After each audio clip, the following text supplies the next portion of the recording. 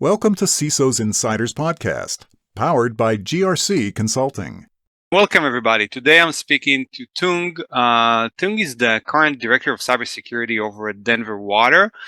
And before that, going back and looking at your bio, I see that you started off about almost 20 years ago, maybe 15, 16 years ago, as an information security specialist over at MSU Denver. You held a couple of security engineer roles, senior security engineer, architect, before moving into your current position of director of cybersecurity. Maybe you'd like to step in and tell us a bit about yourself. Yeah, thanks, Ben, for having me today. Again, my name is Tung Nguyen, and I am the current director of information security at Denver Water. In my current role, I am responsible for managing and mitigating the risk of our information security, information technology, and operational technology to ensure that we can continuously deliver clean and safe water to 1.5 million customers in Denver and the surrounding areas. And that in in my role, I'm also some of the areas that I'm responsible for, including risk management, governance, compliance, security operations, security architectures, industrial security control, security as well. Um, I've been with Denver Water for over 11 years there, as you mentioned, and I was a security engineer and security architect for that role. But yeah, that's a little bit about myself there. Okay, thank you, thank you for that. So it seems like you come from a very technical background before you moved into a more leadership-prone role. That I'm assuming you provide a lot of guidance, settings of policies and whatnot. And you're also in, I don't get the chance to speak every day with someone who's responsible for cybersecurity at a company or at a facility that also has a lot of OT type of technology involved. So maybe we can touch about that just briefly going forward here. But before that, I always like to start with a couple of icebreakers. Can you share your marital status and favorite drink? Yeah, so I'm married, and I have two kids, one son and one daughter. Love them to death there. So drinking, I I was a beer drinker for a long time. And my go-to ones were either Blue Moon or Fat Tire. But for the last couple years, especially in this new role as a director, I actually started been drinking a lot of whiskey. And old fashions and is my go-to nowadays. And I don't know why, my colleagues and myself start to drink more whiskey there, but it seems like it's a trend, and I guess Yeah. it's a good thing. Yeah, it's definitely a trend. We should rename this podcast to bourbons, CISOs and bourbons, or CISOs and whiskeys, maybe. Yeah. But yeah, old fashioned. So that's a bourbon, right? I think. Yeah. Oh, whiskey. Yes, we can be whiskey too. Yeah. Okay, great. So today, I mean, really, I want to, tap into your mind and pick your brains on a couple of topics. And it's basically, we're going to focus talking about you, your journey, the industry, the role of the CISO. It's not going to be talking about, your company specifically, unless there's anything you would like to share, but that's not the intent. And with that, we can get started and, dive in. If there's one thing you wish you'd known before you began your career, what would that be? Ooh, probably too many things that I wish I would have known before I started my career. But if there's one thing, it would be the cybersecurity field. It's not it's not an 8 to 5 job. It's and it's required that you need to have a passion for the field. You have to have that curiosity as well. to me is essential for a career in cybersecurity. I recall my early years in IT before I even start cybersecurity. I was an IT technician for the registrar office at it's a local university here in Colorado. And one day I came into work, and my colleagues and my friends were talking about an incident that they just discovered. One of their network printers was compromised, and I immediately start having questions in my head, like, how did they compromise that printer? Why did they want to compromise the printer? And how long have they been on that printer? And how do we know what they have done in our network from using that printer for? And all of those questions, I didn't get to answer it when I was there with the restaurant office there, but I get to later on, peeling those questions one at a time. But I have to spend a lot more time to do research, to learn about forensic, learn about incident response, and be able to answer some of those questions. So it's required dedication. It's required you to ask the right questions. Always want to ask how, why, those questions. The curiosity is just so important in this field. Yeah, so you were talking about needing to have a healthy dose of curiosity and passion in order to succeed in this world of cybersecurity. Um, Great. So looking back at your career, what would you say your biggest failure was? As you mentioned just a few minutes ago, I'm come from a technical background. I was an administrator, a security analyst, engineer, architect. So whenever I look at a system or a network, I immediately see a lot of problems. I'm pretty good actually at it, at identifying problems in these systems and these networks. Um, but at the same time, I didn't realize that I actually create a lot of unnecessary frictions and roadblocks to my stakeholders and business owners. And later on, I come to realize that is actually not what security is all about.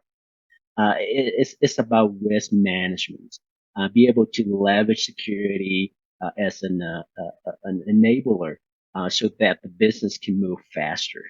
They can be more resilient and be able to increase their revenue and profit.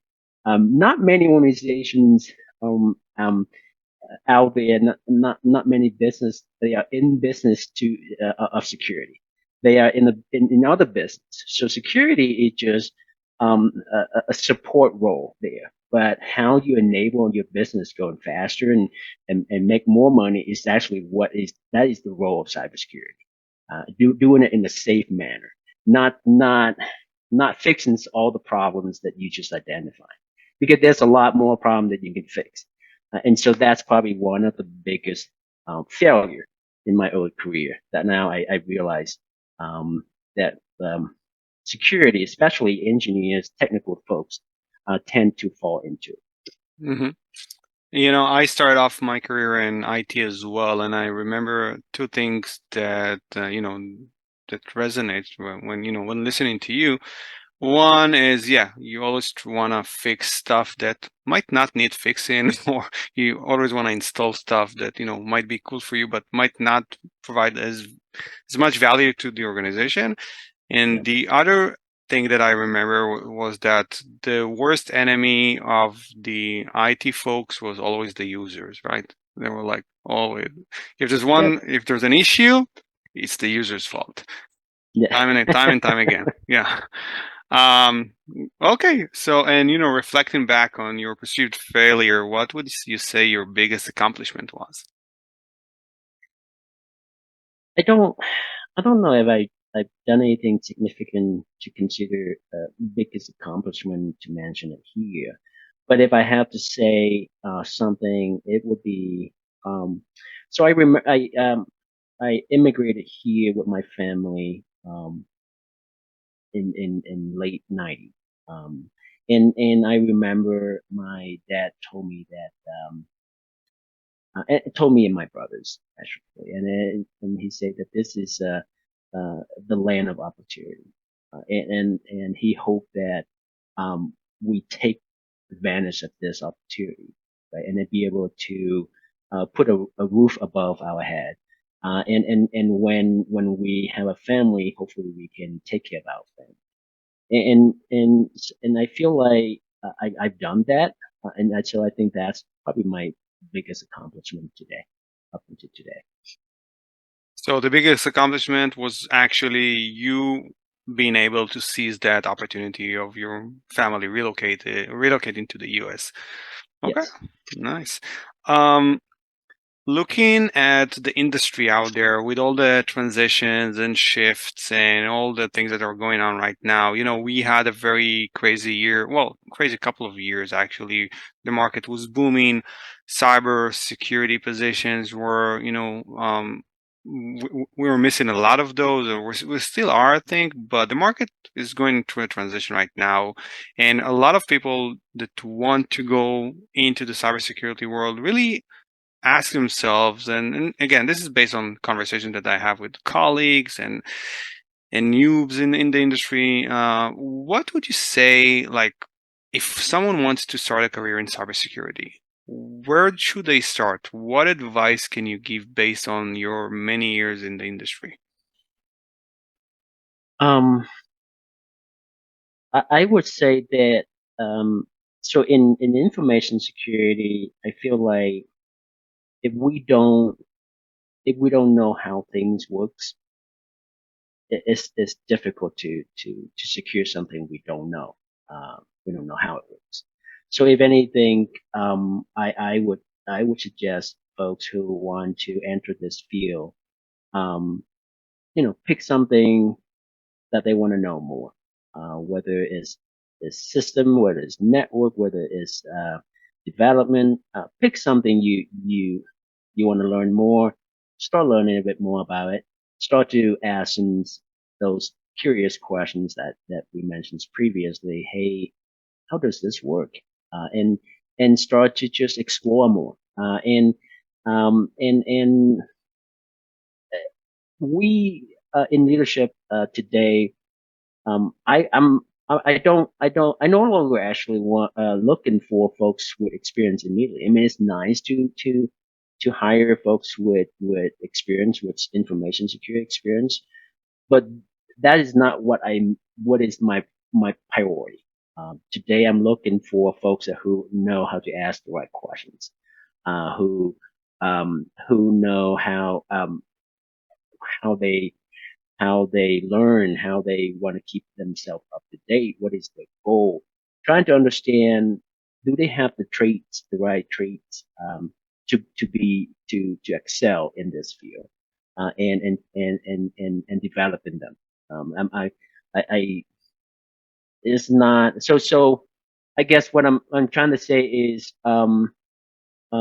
pick something you interest in, and learn more about it, and especially um, those foundational knowledge about networking, IT technologies. Good foundation is I think what they need to start with. Don't don't try to feel rushed and come in and want to be an analyst immediately, an engineer immediately, without those foundations of foundational knowledge of technologies, of networking, of system, operating system, and so on. Um, that's where I would start learning. So just to do a quick recap, you were talking about two main things, I think. One is that, from what I understand, you value critical thinking and the ability for an individual to be able to ask why why does it work the way it does, and how does it work, would actually help you as leadership being able to assess whether or not this individual will be, appropriate with a specific role. And then you also mentioned the importance of having a solid enough foundation, which probably would be a derivative of the former, like being able to ask yourself questions, right? Okay, Yep. good Yep. advices, yeah. Thank you for that. And looking back at your own career and your own journey, what were the best resources that have helped you along the way to, better educate yourself and to improve yourself, both as a professional and as a leader? Um, the very first resources that I tap in, to learn more about security, was with the SANS Institute of Technology. They I took the very first training with them. I enjoy it so much. It's a practical um, um, exercise and knowledge that I can immediately be able to take it back to apply in my job. And the things about it is there's so much knowledge and materials in those trainings. And so I often see myself going back and reference it and go back and read in those materials. So that's one of the main sources. Um, the information security community on Twitter, is another great source, to keep yourself up to date. That's where I spend at least half an hour every day trying to keep myself up to date, because that's where, folks who doing a lot of security research share their findings and their new techniques and resources, learning resources and so on. So I've learned a lot from those folks. Um, the the CISO community, um, locally here in Colorado, as well as some of the, the CISO community across the U.S. that I'm a member of. Learn a lot from my peers. Learn a lot about their leadership style, how to solve a problem, what are some of the challenges that they're dealing with, and how they approach it. So that's kind of helped me a lot also in my current role. But yeah, there's formal training and informal trainings that I tap into to to keep to continue to learn. We have to continue to learn. This field is so large, and there's so much we don't know. I doubt that anybody would say they know everything about information security. So we all have to keep learning. And in your opinion, just a quick follow-up question on that. What's the importance of certificates in your opinion? Is it required? Is it just a nice to have? Is it really valuable, or is it just, for the purpose of having something? Yeah. It's interesting that you asked that questions. There's a lot of folks asking me that questions, and um, I I I set a goal for myself to take a training course and take a test for that course every year.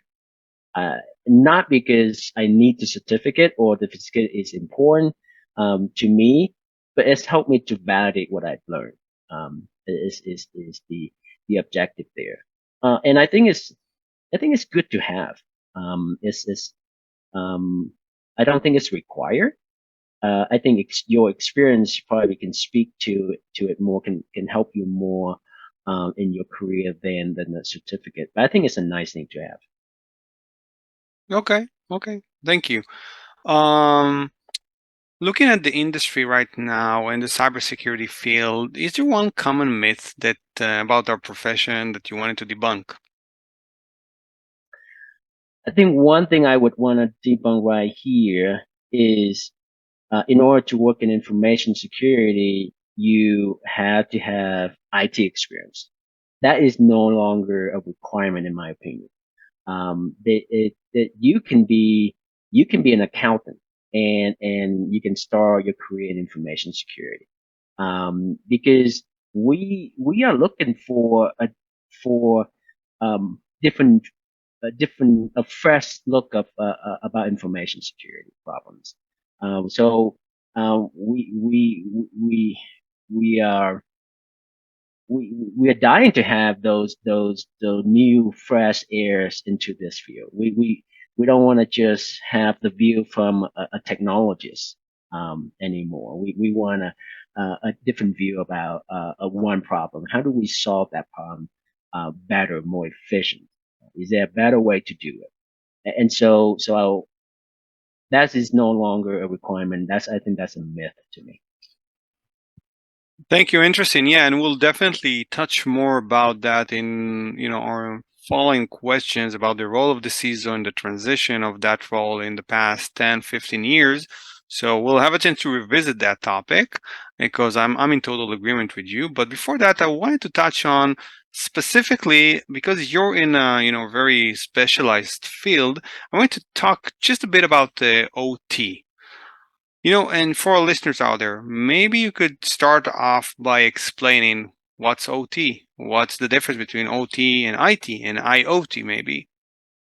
Yeah. So let's start with OT, operational technology. It's a term that defines software, hardware and software whose purpose is to monitor and control a performance of a physical device, whether it's a pump stations, a pump, or whether it's a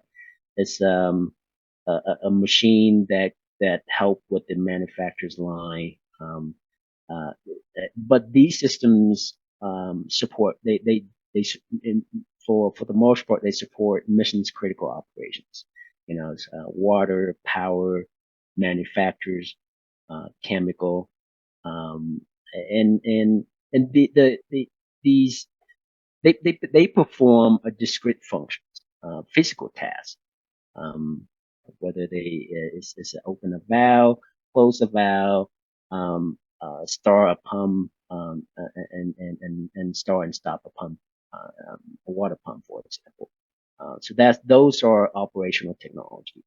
IT, as we know, are system and software and technologies that store, process data mainly for business purposes.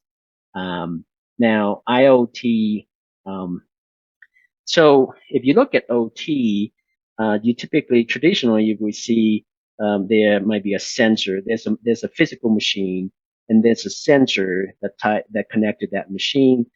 There's a PLC, programmable logic controller that provide the logic for that machine to perform a function.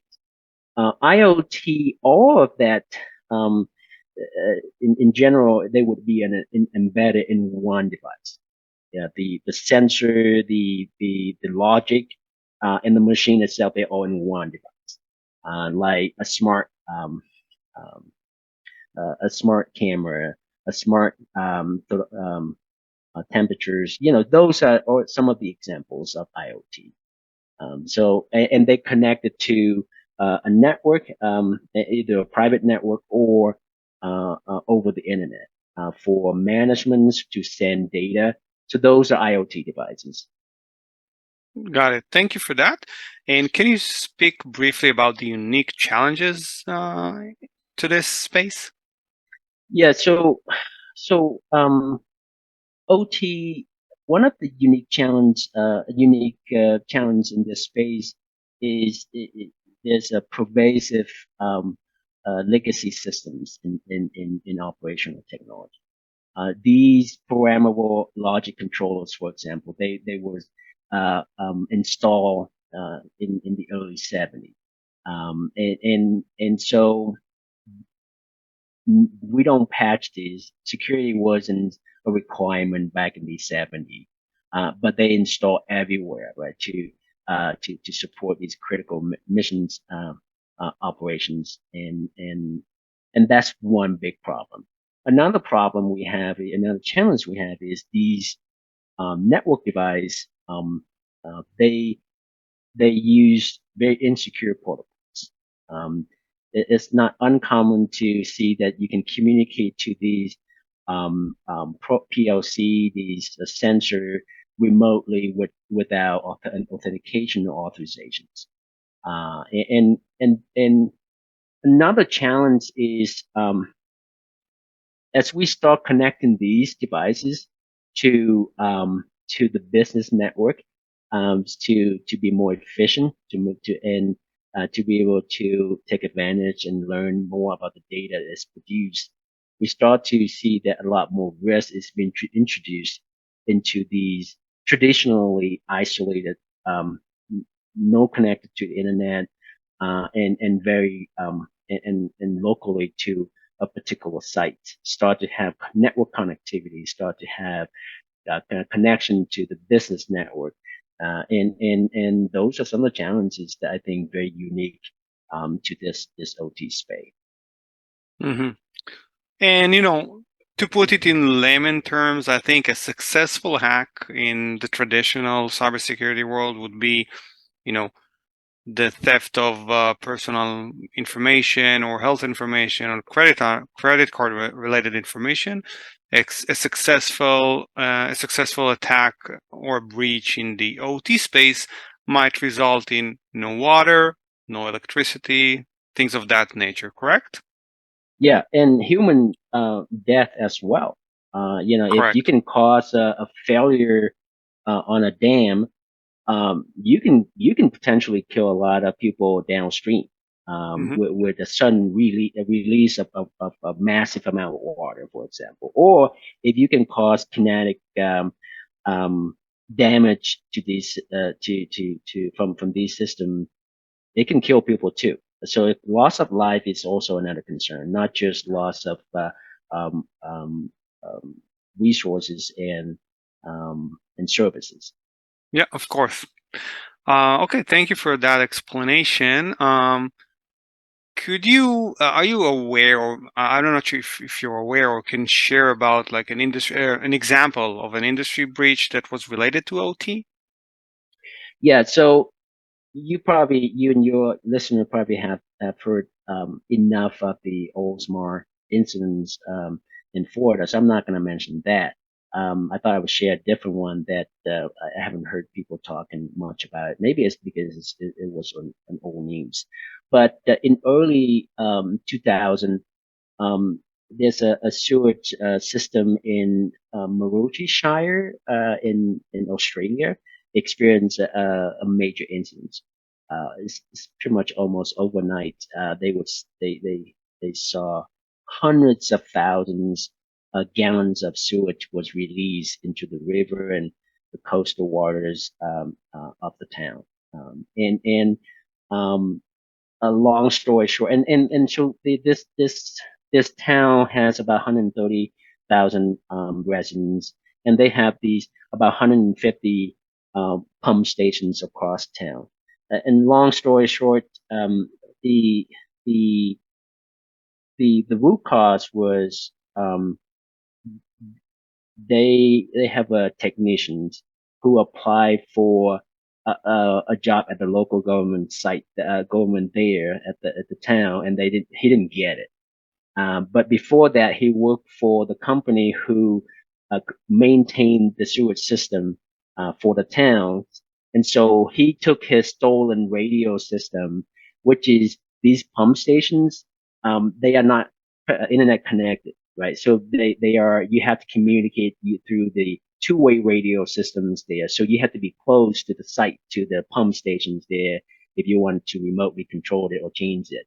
And so he would took the two-way radio system that they used at the site there, and the software from his old company, and he would park nearby the site and actually start making change, reprogram these pump and start to release sewage water, um, just to cause damage to the town. So that's probably one of the real life example that I thought is interesting to share. Yeah, super interesting. And now that you've mentioned it, I think I have read about it a while back. But yeah, thank you for sharing that with our listeners.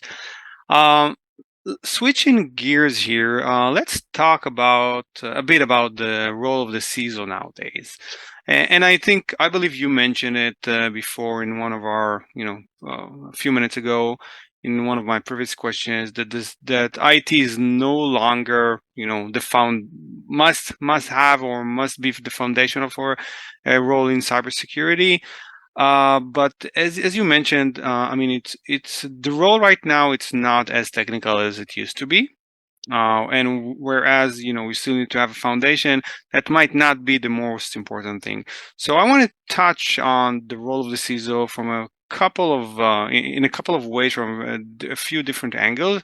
Let's start off with, in your opinion, what are the main concerns that CISOs nowadays should have?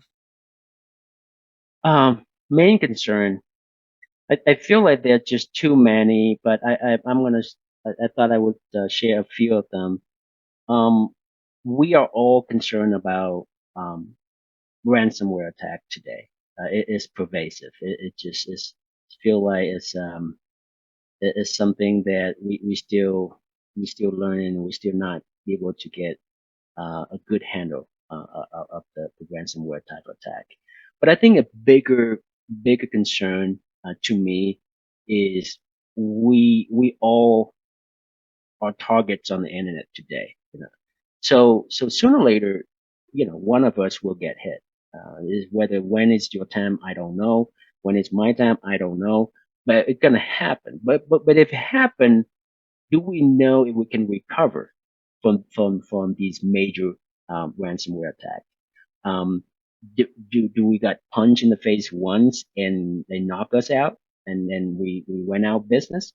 Or can we recover from those? Can we take a few punches and still be able to continue with our business? I think recovery is probably one of my biggest concerns. The ability to recover our system so we can resume our business, probably my biggest concern today. Um, Another concern that I have is third party risk.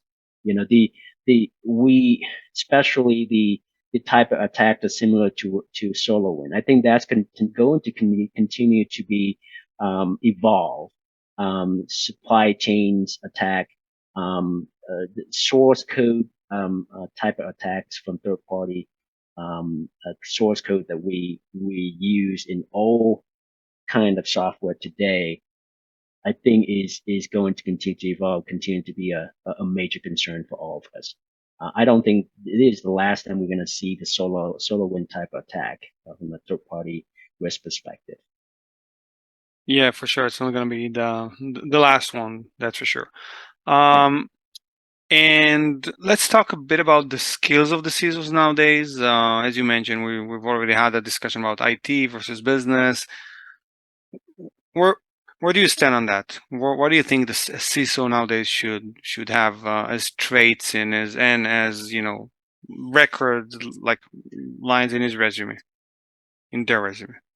Um, what I see is the business leaders, the shareholders, the executive management, regulators, board directors, they all have a need to understand the financial and business impact associated with a cyber event. So I think one of the most important skills the system should have, excuse me, it is the ability to identify, quantify, and communicate the organization's cyber risk exposure in a quantitative means so that they can understand and be able to properly appropriately invest into the risk treatments for these risks.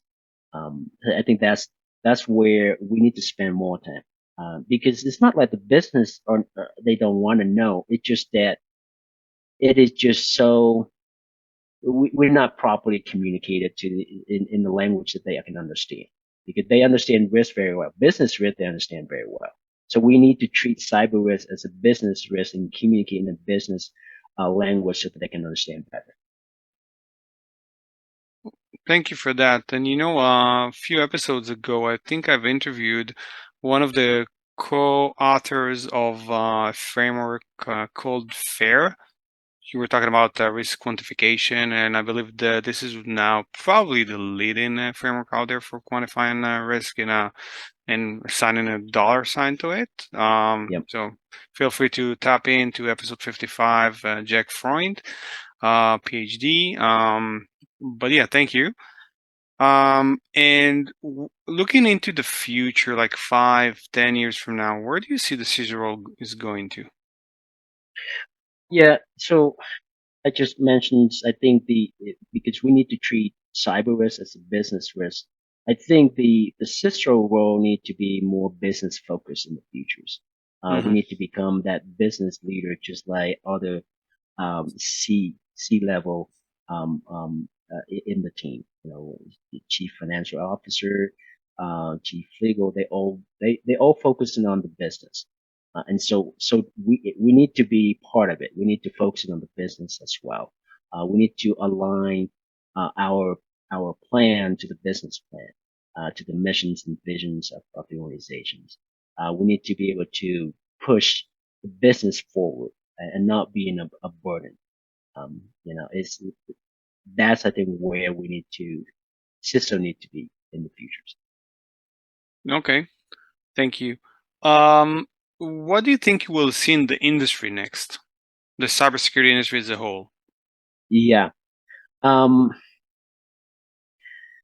think we continue to be overwhelmed with the amount of data that we have to process and consume in the cyberspace.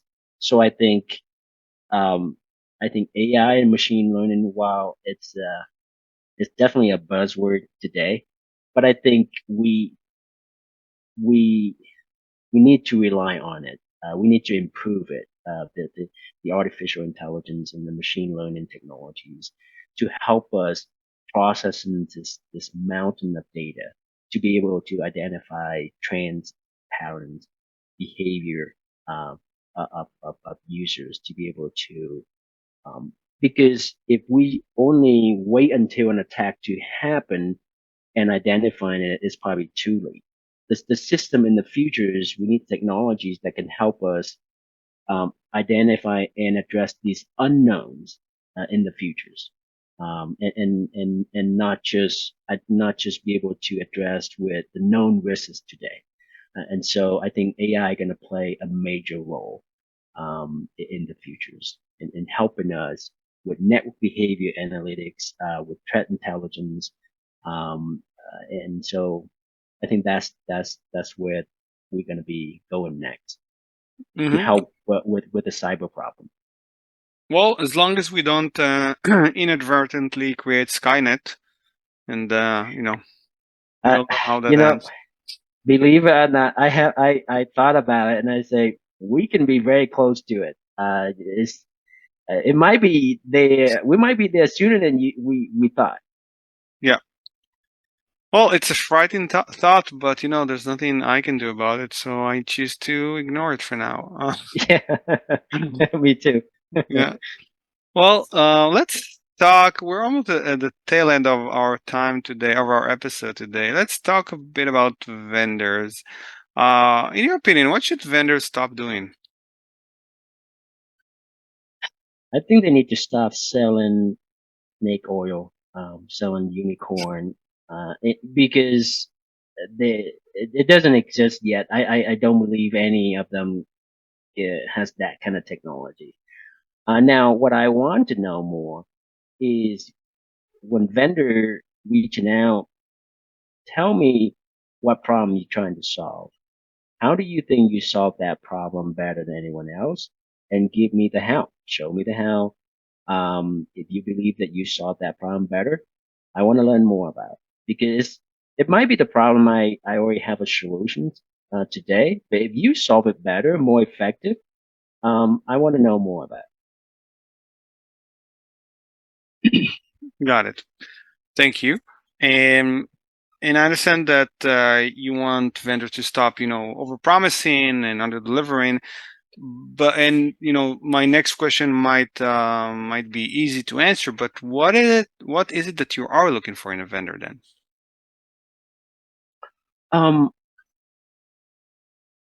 Transparency and some integrity, because I'm very cautious approaching any vendor today because I've got burned before.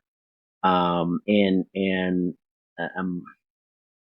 it's hard for me to find to know whether a vendor is upfront with me, be transparent with me or not. And so those are a couple of things I'm asking them to do. Anyone specific in the industry that you feel, has been a mentor knowingly or unknowingly to you that you wanted to mention? Yep. He probably doesn't know, but the one that I looked up to the most and have been listening and following the most very closely, probably Dr. Eric Cole. He was with the SANS Institute for many years as an instructor. He's a fellow at SANS as well. He now has his own business and do CISO training nowadays as his focus. But he was very effective with his training techniques and his communication skills. I've learned a lot from him. He very easy to understand a concept when he explained it. And now he's now a thought leaders that have very provocative type of leadership, and so I love to listen to his talk and his speech there, and always learn something new from him. Um, John Strains from Black Hills Information Security will be another that I would put on that list. Very he has no hidden agenda. He speak his mind, and he share his lessons and very very upfront with his discussions. Thank you. And so what's the best way to connect with you online? I'm on Twitter, but I'm more less a passive reader there than an active one. So feel free to connect with me on LinkedIn. I'm more active there. LinkedIn it is. And final question before I let you go. If money was never an issue, what would you do with your life? I would do more charity work. There were a lot of folks that had helped me as strangers, to just helping another strangers in my early years. Immigrated here into the U.S., so I want to give it back. I want to, um, whether I have money or not, when I retire, that is probably something I'm gonna spend more time on. Yeah, maybe educating the young generation then as well. Yeah, probably do that too. Got it. Well, thank you for that, Tung. And I think with that, we could wrap today's episode. I wanted to thank you for taking the time. We're just about to, start the holiday season here in the US. So that would probably be the last session I record this year.